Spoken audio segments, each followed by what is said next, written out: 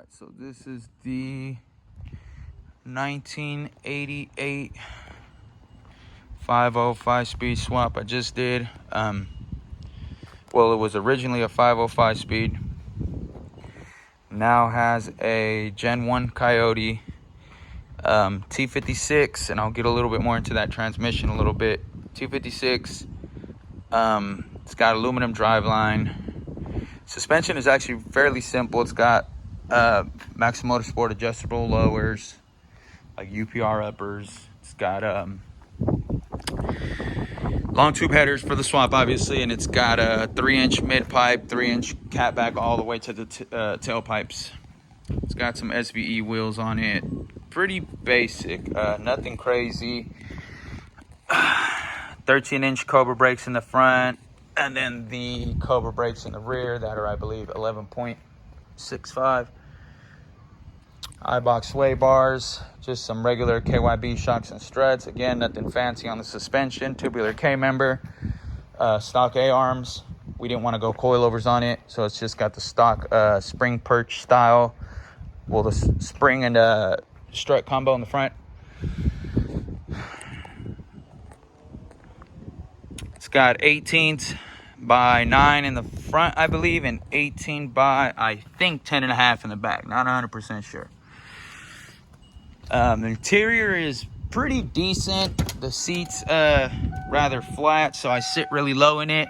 Interior's pretty decent. Everything's there. Some pieces are black that aren't supposed to be, but no big deal. It's all right. Nothing wrong with it. It looks cool. It's all right. All the stock gauges work. I'm having issues with the speedo cable. Sorry for the glare right there. But I'm having issues with the speedo cable. Because this transmission is not an OEM T56, from the part numbers that I pulled off the transmission and whatnot, and the little tags and stuff, it appears to be one of those, the part number came back to, I believe, a QuickTime.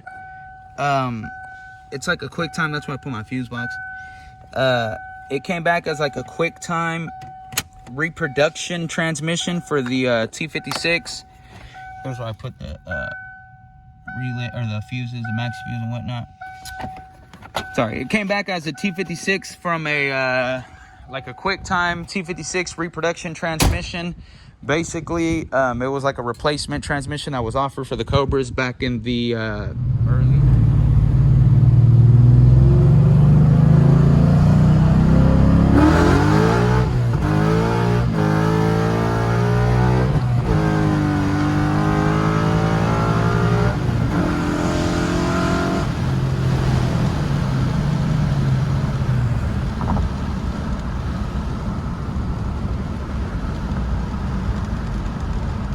Wash the car, but not the engine, but I'm gonna wipe it down a little bit. Pretty damn basic, honestly. Caster cam blades, hydro boost, electric steering hidden in the fender here, hydro boost, Gen 1 Coyote. I think it's like a 2014 or 2013 Coyote. Had like 50,000 miles. It's got my custom AC kit that I use, which actually came out really nice this time. I made the lines on my own now. I'm doing everything 100% on my own now, so that's cool. I don't have to wait on the shop anymore. Props to them, man. The dude actually helped me out a lot to send me off on my way and get me my first set done on my own. He helped me out a lot, so no discredit to him, but they're just super busy, and it's a family-owned business, so I like to support them. So I buy my parts from them. They still make a couple bucks off that. So, I mean, it is what it is. I'm just making them on my own now, which is a lot better. AC, power steering, hydro boost, electric fans. These are the fans that were already on the car, and this is the radiator that was already on the car when it was a 505 speed. 18 air intake. I actually went a little further this time and put the snorkel on there, which I think is going to help a lot to try to get some fresher air in there. It's not going to be pulling in hot air from around the engine bay. It's only going to be pulling air from the front right here. If you were to take the headlight out, that will actually make a drastic difference. It'll drop IATs a lot. Then you will be like the S550s where you're 10 above ambient. Right now, you're probably, I don't know, 15 above ambient or something, 20 maybe. But on the S550s, because they have the snorkel and everything that's designed for that airbox, they can get like, I think, 10 to 12 above ambient temperature, and that actually makes a difference on the IATs. So again, my little custom lines I usually use.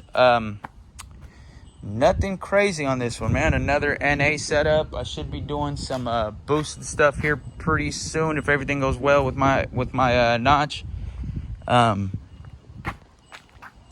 There's the car, man. I did a couple pulls inside the car and whatnot, so I'll post those, attach those with this video. Underneath the car, there's really not much going on. Again, it's just got the long tubes, tubular K-member, stock A-arms, my battery relocation kit, V-bands, 3-inch, all the way to the back. There it is, man. I'm going to wrap up this video. It should probably be kind of short.